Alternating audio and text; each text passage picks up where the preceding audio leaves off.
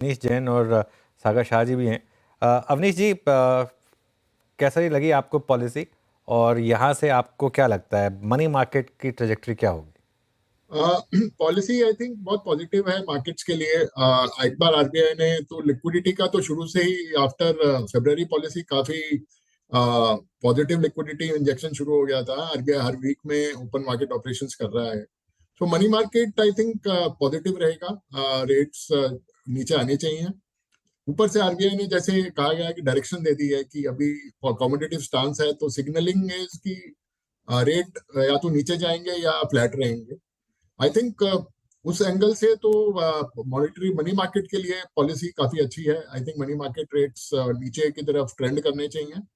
RBI का liquidity management clear है कि उन्होंने बोल दिया है कि सरप्लस में रखेंगे।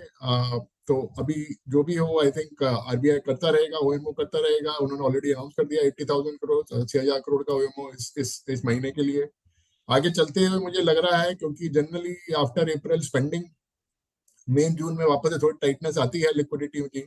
आई थिंक आरबीआई करता रहेगा जिससे कि लिक्विडिटी सरप्लस में रहे, और बैंक्स को ज्यादा तकलीफ ना हो प्राइवेट सेक्टर लैंडिंग करने में।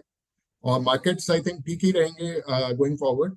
अतः रिस्क तो ऑब्वियसली वो टैरिफ वॉर का ही है कि टैरिफ वॉर में और क्या क्या नई नई चीजें बाहर आती हैं और ग्लोबल कैसे चलता है। बट पॉजिटिव ऐसे बताया गया, गवर्नर ने भी बोला कि ऑयल प्राइसेस नीचे आ गए हैं। उन्होंने भी ये बोला कमोडिटी प्राइस कंट्रोल में है। तो इन्फ्लेशन के जरिए एंगल से तो अभी कोई रिस्क कम लग रहे हैं। और ग्रोथ थोड़ा ड्रॉप होएगा तो आरबीआई का आई थिंक लगता है कि यहाँ से भी 50 बेसिस और कट हो सकता है रेस्ट ऑफ द ईयर। एक इम्पॉर्टेंट पॉइंट है डीके जोशी साहब, आपसे पूछूंगा, क्योंकि जब अभी हम एमपीसी कर रहे थे तब थोड़े संशय थे मन में कि एक रेट कट का जो साइकिल शुरू हुआ है एटलीस्ट 2 रेट कट तक जाना चाहिए, इनकम्प्लीट 3 होना चाहिए। लेकिन यहाँ से जिस तरह का स्टांस ले लिया, एक सवाल शायद ये भी आएगा सबके मन में कि इतना सब कुछ था तो क्या थोड़ा सा और आगे चले जाते, पर खैर कोई बात नहीं। लेकिन आगे की पॉलिसीज में अब क्या रखता है ये, अब चूंकि अकोमोडेटिव स्टांस में चले गए हैं तो अब रेट कट कम से कम 2 रेट कट हम और देखें, चाहे टिल 50 बेसिस पॉइंट या मे बी 75 बेसिस पॉइंट तक। अभी मानना यह है कि 50 बेसिस पॉइंट आगे चल के होगा। दो दो रेट कट और होंगे 25-25 के। और देखिए सेंट्रल बैंक जो है वो जनरली स्लो बेबी स्टेप्स में मूव करता है अनलेस कोई बहुत बड़ा क्राइसिस आ जाए। तो अभी ऐसा कुछ दिखाई नहीं दे रहा। ग्रोथ और इन्फ्लेशन के आंकड़ों से ऐसा कुछ लग नहीं रहा है कि आपको बहुत तेजी से रेट काटने की जरूरत है। बट हाँ, आई थिंक ये बहुत क्लियर है कि अब रेट साइकिल जो है वो ईजिंग की तरफ डिसाइसिवली बढ़ रहा है। अगर तो ओवरऑल जो ये रेट कट का सिनेरियो है और यहाँ पर जो हम मान रहे हैं कि और 50 बेसिस पॉइंट आता है, मे बी उन्होंने लिक्विडिटी के लिए कहा है कि अभी मेरा स्टांस अकोमोडेटिव है पर लिक्विडिटी को मैं सबसे बिल्कुल अलग रखता हूँ, वो अलग से एक पूरा सिनेरियो है जो रिजर्व बैंक जिस पर नज़र रखेगा। तो ओवरऑल हम ये माने कि जो हमारे अपने डोमेस्टिक फैक्टर्स हैं, अभी थोड़ी देर के लिए इस बात को अलग रख देते हैं, जो ये पूरा बवाल मचा हुआ है टैरिफ्स का, हमारे लिए यहाँ से ये जो 3-4 क्वार्टर हैं आगे के, ये पॉजिटिव नजर आएंगे। सागर,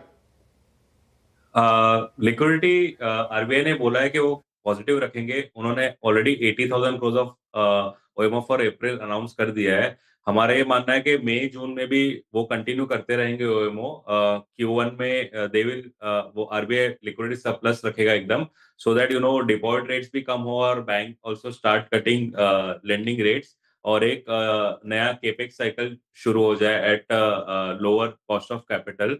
मानने की बात यह है कि 10 ईयर यील्ड जो में कोई चेंज नहीं हुआ है, बिकॉज ऑलरेडी 25 पैसा प्राइसिंग करा था 10 ईयर यील्ड।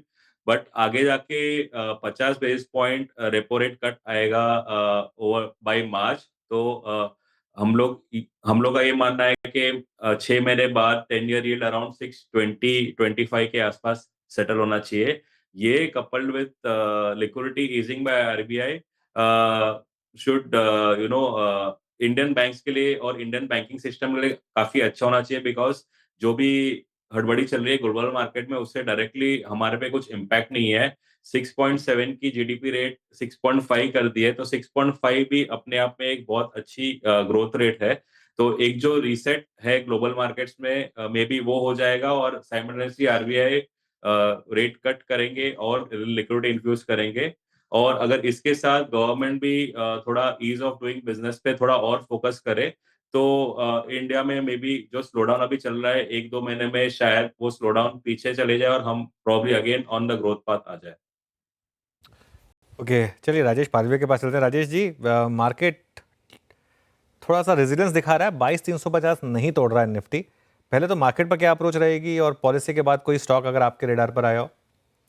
आई think Anuj ji, during policy और पॉलिसी के बाद हमने मार्केट में जो रिएक्शन देखा, अगर हम कॉल पुट कंसंट्रेशन का डेटा भी देखें, जहां पे एडिशन देखने को मिला 22,350 22,300 की स्ट्राइक में पुट राइटर्स का एडिशन यहाँ पे बनते हुए दिखा है।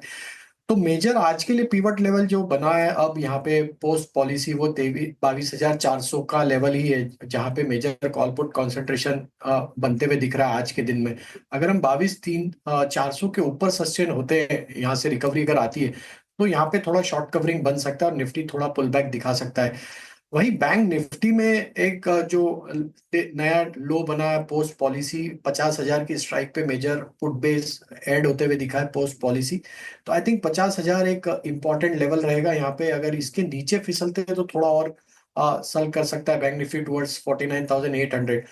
स्टॉक में अगर हम देखें तो निफ्टी एफएमसीजी ने नया हाई बनाया इंट्राडे बेसिस पे, और यहाँ पे सारे स्टॉक्स में एक मोमेंटम बना है। तो हमें लगता है गोदरेज सीपी यहाँ पे एक अट्रैक्टिव लग रहा है, ये बाय किया जा सकता है 1250 1270 के टारगेट के लिए। डाउन साइड में स्टॉप लॉस रखना होगा करीब 1190 के आसपास। ठीक है, तो मार्केट एक थोड़ा